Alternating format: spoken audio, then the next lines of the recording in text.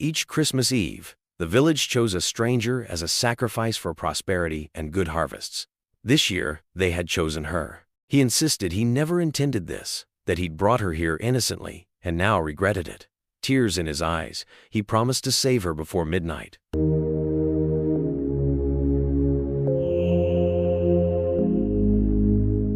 Amaka's heels clacked across the tiled floor of the small Lagos apartment she shared with her younger sister. It was late afternoon, and the golden sunlight streaming through the curtains cast long shapes on the polished floor. She was on her phone, pacing as she spoke in hushed, excited tones. Christmas was only a few weeks away, and the holiday spirit was already beginning to grip the city. People hung wreaths and sprayed fake snow on their shop windows, even though the weather would remain humid and warm. In the background, the distant hum of Danfoss and the occasional shouting hawker gave a soundtrack of Lagos life. "So you're sure you want me to come, Chidi?"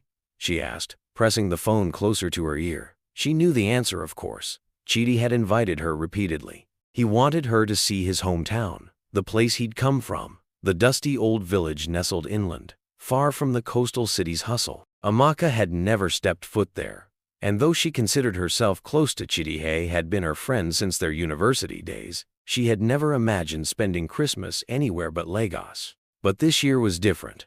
Her parents had traveled abroad to see her older brother. Her sister had accepted an invitation from her fiancé's family in Ibadan.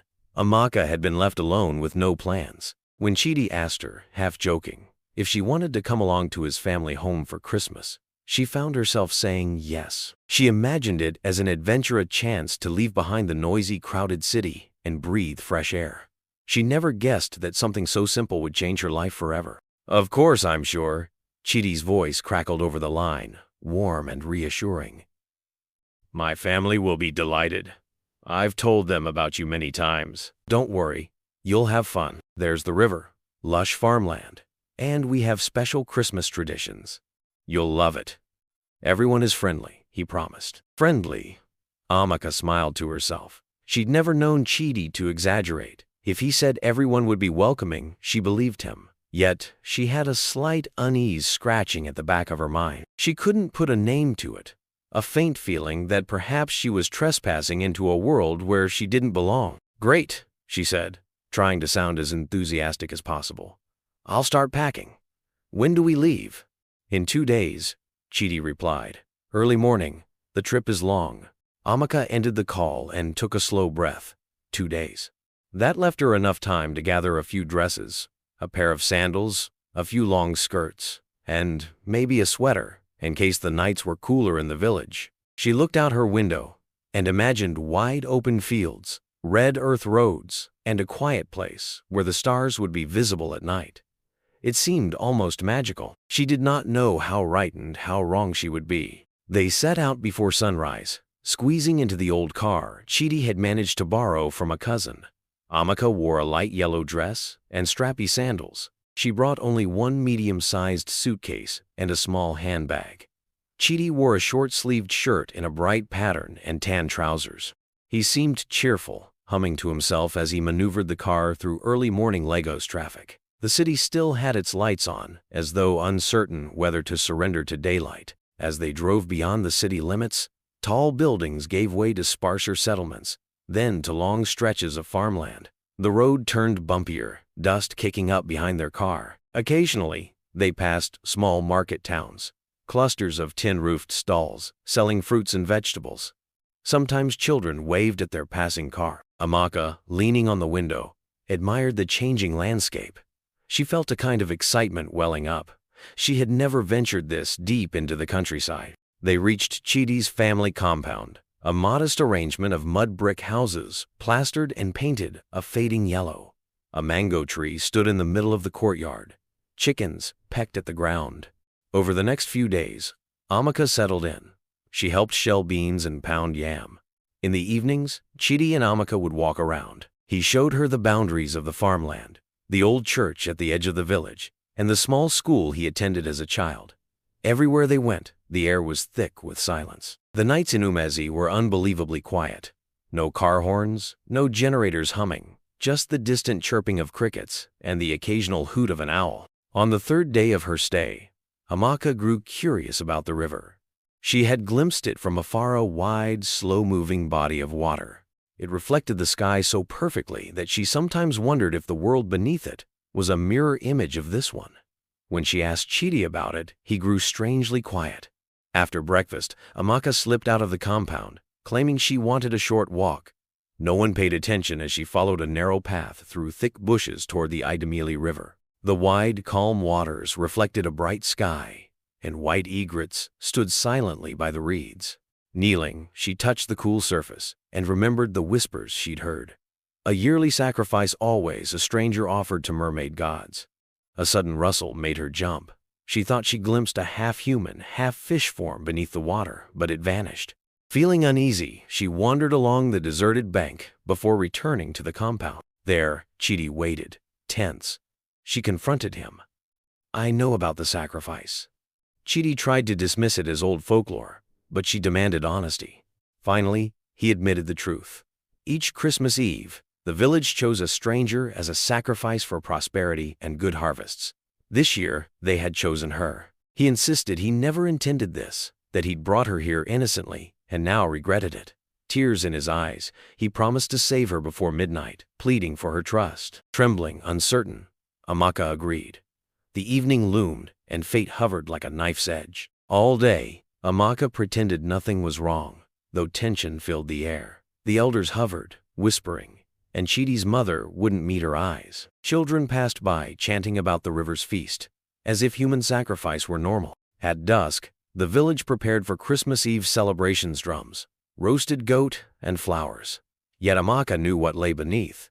They planned to kill her by midnight. Hiding in her small room, she considered running, but there were guards and unfamiliar paths. She was trapped. Chidi slipped in quietly, looking desperate. He'd tried reasoning with the elders, but they were certain the mermaid gods demanded her. Only one hope remained. If Amaka could somehow resist the gods at the river, if she could survive their pull, the curse would break. No one had ever succeeded. She wanted to flee, but Chidi warned they'd be caught. Her only choice was to face the river and fight. Trembling and furious, she vowed to try. Chidi apologized, but Amaka just steeled herself. The hours passed slowly, each breath bringing her closer to midnight and her test of fate. The village gathered under the full moon, which hung low and golden, as if curious about the dark rituals below. A hush fell over the crowd. Drums that had beaten merry tunes all evening now throbbed with a slower, more sinister rhythm. They came for Amaka just before midnight. Two burly men and a woman in a long red wrapper entered her room. The woman carried a coil of rope. She gestured, and the men seized Amaka's arms. Amaka did not resist, yet she had no illusions about overpowering them at this point. She needed to save her strength for the river itself. They marched her through the village. Torches cast flickering light across stern faces. No one smiled now. Men, women, and even children stood solemnly, as if attending a funeral. Perhaps, in their twisted logic, this was a necessary funeral for the future of their land. Chidi was nowhere to be seen. Had he abandoned her? She clung to the hope that he was out there, hidden, waiting for a chance to help. Down the winding path, toward Idemili River, the procession moved. The drums echoed in Amaka's chest. The river's surface glimmered under the moonlight. On its bank, an old priest stood waiting. He wore beads around his neck and white chalk designs on his forehead. He raised his staff and began chanting in a language Amaka couldn't understand. The villagers responded in low murmurs. The woman in red tied Amaka's wrists together, then her ankles, while the priest continued chanting. Amaka's heart hammered. She felt the cool night breeze on her face, smelled the damp river scent. She tried not to show her terror. If Chidi was going to help, it had to be soon. The priest took a calabash bowl from a young boy who stood nearby. He sprinkled some liquid palm wine, maybe over Amaka's head. He raised his voice. "We offer this stranger to you, O spirits of Idemili. Accept our sacrifice and bring our land prosperity for another year." A long silence followed. Amaka closed her eyes. She felt the earth beneath her feet, the rope biting her skin. Her entire body trembled. Suddenly, a ripple appeared on the river's surface, as though something large moved beneath the water. The villagers gasped. The priest smiled in grim satisfaction. The mermaid gods were here. "Push her in," he said quietly. Amaka's eyes flew open. She tried to struggle, but the men lifted her as if she weighed nothing. Without fanfare, they heaved her toward the water. She landed with a splash, the cold shock of the river jolting her senses. The ropes around her hands and feet dragged her down, water rushing into her nose and mouth. Under the surface, it was silent and dark. She kicked wildly, trying to surface. But something tugged at her, something strong. She opened her eyes underwater and saw shapes moving around her, glimmers of tails, pale faces with large, dark eyes. Mermaids, or something like them. Spirits of the deep. They grasped at her clothes, her hair, pulling her deeper. Her lungs screamed for air. She twisted violently, managed to break to the surface for a brief second, gasping a frantic breath. The villagers on shore watched impassively. Some turned away, not wanting to witness the final moments. She sank again. The mermaid spirits were stronger than any human. Their eyes glowed with eerie light. One pressed its face close to hers, and she saw rows of needle-sharp teeth. Amaka fought panic. She remembered Chidi's words. If you can resist, if you can escape, maybe the curse will be broken. How could she resist beings of such power? She was human, tied, drowning. The ropes cut into her skin, her lungs burned. The spirits circled her, dragging her downward. In desperation, she twisted her wrists, trying to free herself. The knot was tight, but maybe it had loosened in the water. Her vision blurred. She could no longer hold her breath.